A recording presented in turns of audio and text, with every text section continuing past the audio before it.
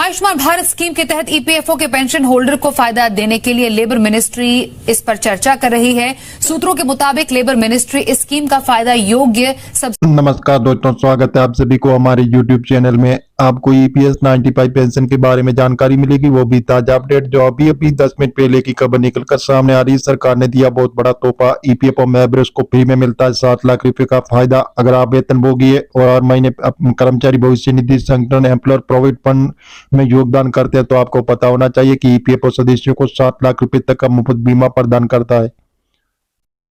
तो जी हाँ दोस्तों, ईपीएफओ मेंबर्स को फ्री में मिलता है 7 लाख रुपए का फायदा। ईपीएफओ में इस बीमा योजना को कर्मचारी जमा लिखित बीमा ईडीएलआई के नाम से जाना जाता है। ये योजना कर्मचारी के परिवार को वित्तीय सुरक्षा प्रदान करने के लिए चलाई जाती है। अगर किसी कारण से ईपीएफओ सदस्य की मृत्यु हो जाती है तो उसका उत्तराधिकारी या नियमित व्यक्ति को इस बीमा राशि के लिए दावा कर सकता है।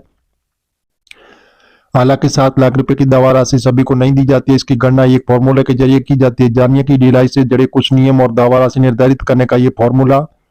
तो जी हाँ दोस्तों, अभी जो हाल फिलहाल की ताजा अपडेट निकलकर सामने आ रही है उसमें बताया जा रहा है कि कर्मचारी को नहीं देना पड़ता है प्रीमियम। ये बीमा कवर किसी भी निजी कंपनी में काम करने वाले कर्मचारियों के लिए बिल्कुल मुफ्त होता है। इस योजना के लिए कंपनी की ओर से योगदान दिया जाता है जो कर्मचारी के मूल वेतन और महंगाई भत्ते का 0.50% होता है। आमतौर पर लोग पीएफ के पैसे और पेंशन स्कीम के बारे में जानते हैं, लेकिन ईडीएलआई स्कीम के बारे में नहीं जानते हैं। तो इसके बारे में आपको विस्तार पूर्वक जानकारी देने जा रहे हैं। ईपीएफओ मेंबर्स को फ्री में मिलता है 7 लाख रुपए का फायदा। अधिकतम 7 लाख रुपए का मुफ्त बीमा देने वाली इस योजना में क्लेम राशि की गणना एक निश्चित फॉर्मूले के तहत होती है। बीमा राशि पिछले 12 महीनों के मूल वेतन और डीए पर निर्भर करती है। बीमा कवर का क्लेम पिछले मूल वेतन प्लस डीए का 35 गुना होगा। इसके ही दावेदार को 1,75,000 रुपए तक की बोनस राशि भी दी जाती है। उदाहरण के लिए अगर किसी कर्मचारी के पिछले 12 महीनों का मूल वेतन प्लस डीए 15,000 रुपये है तो बीमा क्लेम राशि 35 × 15,000 प्लस 1,75,000 रुपये तो उसे 7 लाख रुपये होगी।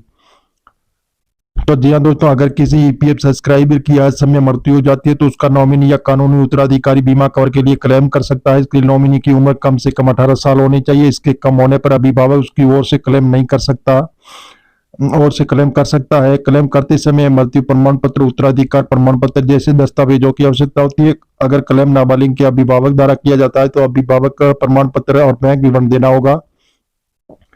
तो जी हाँ दोस्तों, हम इस प्रकार मीडिया आधारित आपको बता रहे हैं। सरकार से अभी हाल फिलहाल ऐसी घोषणा नहीं हुई है। आप सरकारी ऑफिशियल वेबसाइट पर जाकर इसकी जानकारी ले सकते हैं और मिलेंगे नई जानकारी के साथ। नए और पहली बात तो चैनल को सब्सक्राइब कर लीजिए ताकि इसी प्रकार की नई जानकारी सबसे पहले आपको मिलती रहेगी।